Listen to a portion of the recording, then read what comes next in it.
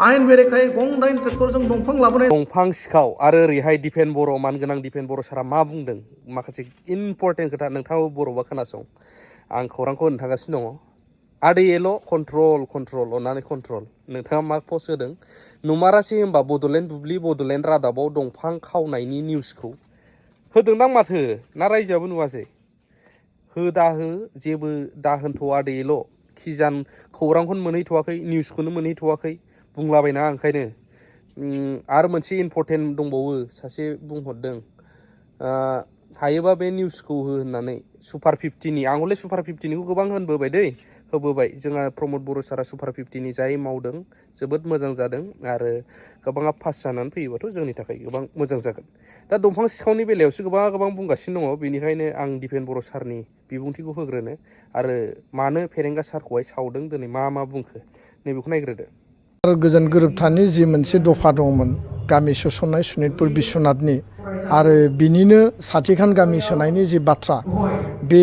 बाथ्राखौ लानानै गिबि मन्थ्रिया जि मोनसे पेकेज फोसावदोंमोन बेयाव 41 भिलेजखौ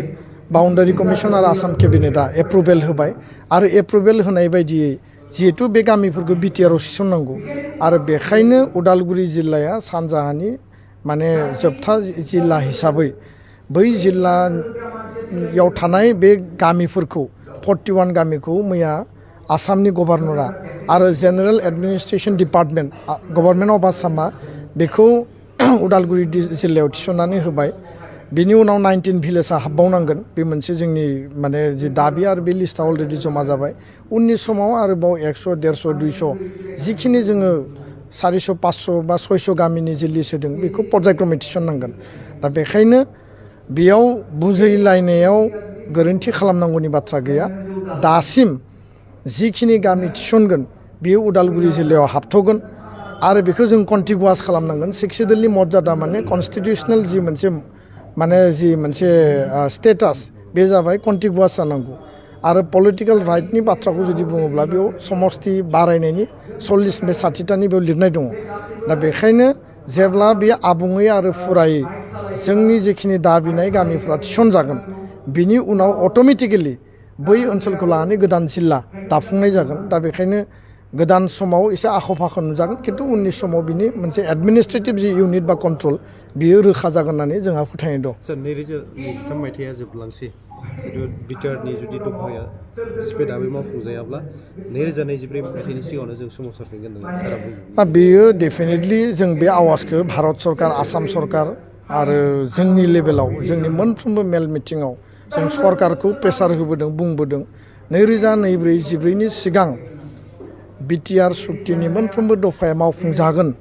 बे कमिटमेन्टआ भारत सरकारनि बे कमिटमेन्टआ प्रधान मन्त्रि बे कमिटमेन्टआ गृह मन्त्रि आरो आसामनि गिबि मन्त्रिनि जेब्ला एकर्ड जादोंमोन एकर्डनि उनाव क'क्राझारनि मास गेदारिङाव जेराव 9 लाखनिबो बारा बेयाव सुबुं गौमा जादोंमोन भारतनि माने गाहाय मन्त्रि बिथाङा फैनानै एनाउन्स खालामदों आरो नखर मन्त्रि बिथाङा बिनि उननि समावबो गोबां मेल मिटिङाव जोंनो बुंदों जे 2024 सिगां एकर्डनि दफाफोरा 100% मावफुंनायनि थाखाय सरकारा खामानि मावगोन आरो बिथांमोना जि कमिटमेन्ट बे कमिटमेन्टखौसो जोङो दाबिदों बा कमिटमेन्टखौ लानानै बिथांमोना खामानि मावनांगौ दा बेखायनो जोंनि आखायाव 2 मास टाइम दङ आरो बिनि उनाव 2024 एप्रिल दानाव पार्लियामेन्टनि इलेक्सन जागोन आरो बे बिथिंखौ नोजोर बोनानै जों सरकारखौ नारसिनदों जे एकर्ड इमप्लिमेन्टेसना सोलिबाय थादों बेयो एसे स्ल' अर्डाराव जादों बेखौ स्पिडि खालामनांगोन आरो टाइम बाउन्ड एकर्ड इमप्लिमेन्टेसन जानांगोन आरो जुदि टाइम नोंथांमोना नुबाय दिफेन बर' सारा मा बुंदों बर'ब्ला नोंथाङाबो शेयार खालामनो हागोन बिथांनि बिबुंथिफोरखौ बयबो मिथिजोबनायनि बेसेन गोसा बिबुंथि रायजो राजाया मा सानो नोंथांमोननि मतामतखौबो होनो हागोन आरो लोगोसे मोनसे खौराङाव होगासिनो दं जोंहा समनि रादाबाव नोंथांमोना फुल भिडिअखौ नायबा नुगोन मा जादों रनजित सारनि सायाव आरो आदैल' आं बुंखाबाय नोंखौ निउसफ्रा मालाय मोनाखैदां अबेबा बुब्लि रादाबखौ नोंथाङा पस्ट होदोंना होलाबायनाङा नङाबा दाय गोनां जालायगोनसो बेखिनियानो आपडेटआ रनजित बसुमतारीजों दाजानाय फरेस्ट सार्भिलेन्स सार्भिस प्रभाइडार एनजिअनि खायसे सोद्रोमाफोरा रुनिकाटा हाग्रा खोन्दो मावख'नि बेन्दोङाव थानाय गोबोरखि दाउजें गन्थं हाग्रा ओनसोलनिफ्राय आयेन बेरेखायै गं 8 ट्रेक्टरजों दंफां लाबोनाय जाथायनि सायाव गोख्रों राहा लानायजों लोगोसे बे जाथायजों लोब्बा थानाय साफ्रोमखौबो आयेननि गेजेरजों साजा होनांगौ होनना दाबि खालामनानै